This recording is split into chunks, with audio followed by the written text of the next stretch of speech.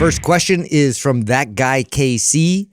How should your training change if you slept like absolute crap the night before? Well, because he said absolute crap, so there's like not just crap. It's absolute. There's like there's my sleep wasn't as good, and then there's like it was terrible. You're probably better off skipping your workout or going through and just doing very light movement to alleviate like stress, inflammation, just kind of move through it. But you're probably okay, and you might be better off skipping the workout because training on top of the stress of terrible sleep. So training itself is a stress on the body. If your body's already under a lot of stress because one night of really, really bad sleep places a tremendous amount of stress on the body.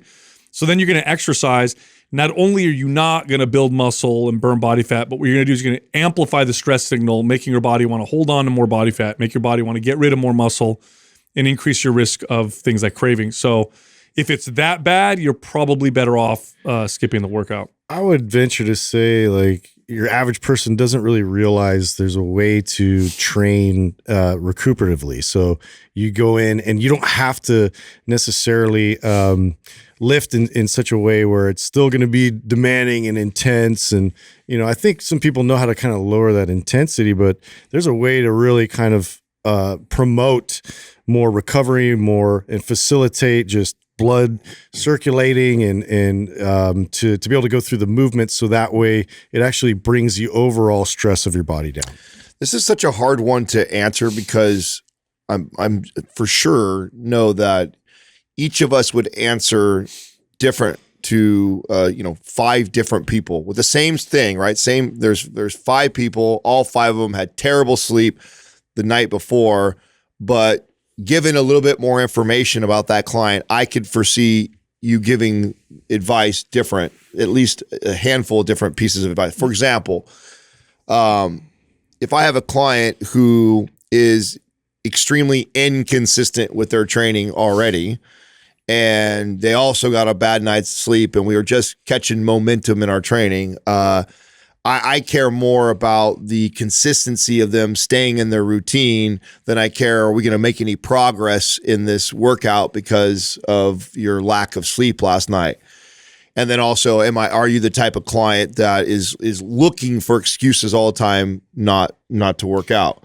And, you know, and how often does this happen? Is this something that just so happens is like just because if this was like you normally get great sleep and then this is like a one-off, like take the day off. Like it never happens. It was a really rough night. Or go your route. Go to the gym still, keep your routine, but then do something more recuperative. Do that mobility, do stretching, you know, go for a long walk for an hour instead. Maybe not do something so high intensity. So, you know, it's hard to just give a blanket answer to this. I can tell you what I used to do with clients because at some point I made this switch and I realized that I was doing a good job when clients switched from calling me to cancel because they had bad sleep or because they felt like their shoulder hurt or their back hurt. So they call me and say, I can't make today's workout. My back hurts or I got poor sleep. And then there was a switch at one point, and this is when I knew I was doing a good job, when people call me and say, hey, I don't have a workout scheduled with you today, but my back feels stiff. Can I come see you? Or, hey, I got really bad sleep last night. I feel terrible. Can I come see you? And what I would do is I wouldn't work them out. I would do stretching. I'd do myofascial release. We'd go on a walk outside. Literally, they'd show up and I'd say, okay, we're going to do 15-minute walk outside, especially if it was sunny. Then I'd bring them inside. I would do some stretching with them. I'd do myofascial release, which is just a fancy term for some kind of deep tissue work, to the limits of my expertise. And then we would do kind of like full range of motion, low intensity movement so that they felt better. Yeah. Not so that they felt like they got a workout. And then they would seek me out for this. And then it would do what you said, Adam. It would maintain their consistency because with a lot of people missing a workout, they start to it's hard for them to stay consistent afterwards. Yeah. It's like once the ball is rolling, what do they say, right? You got to keep it rolling. Yeah. So yeah, but that's when they would be with me. Now, if somebody's doing this on their own, you got to be really careful because people don't do a good job of doing that when they go to the gym. They only know how to work out. And then what would you say, or how would you address? I've referenced Dr. Andy Galpin a few times when he talked about this a long time ago, about the benefits of actually putting our bodies through these kind of like stressful, like that's not ideal. It's not optimal for building muscle. It's not optimal for burning hormetic fat. effect of it. Yeah, but then the benefits of you pushing through a stressful time like that to teach your body to be able to overcome a situation like that, so that it has a little bit of value too. So, yeah, I think it's more of a mental benefit, right? Because you learn how to kind of be tough and not be able to work through certain things.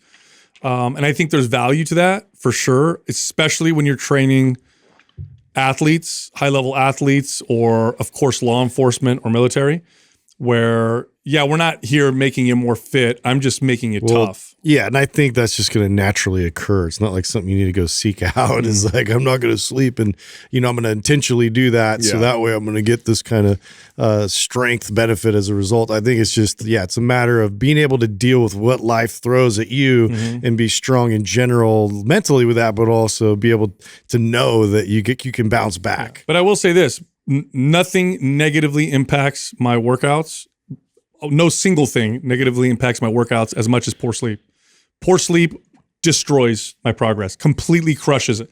I can get away with a bad diet for a little while before I start to see really, really big negative impacts. And I can get away with training suboptimally for a while. But like if I sleep really bad after a few nights, my workouts are not just worthless, they become damaging, is what I noticed with myself. So because this person said absolute crap and not just like, oh, it wasn't the best. Right. That's when I'd say, okay, if it's absolute crap, like you slept a few hours and that's it. Go get some sleep. That's yes, the exactly. recipe.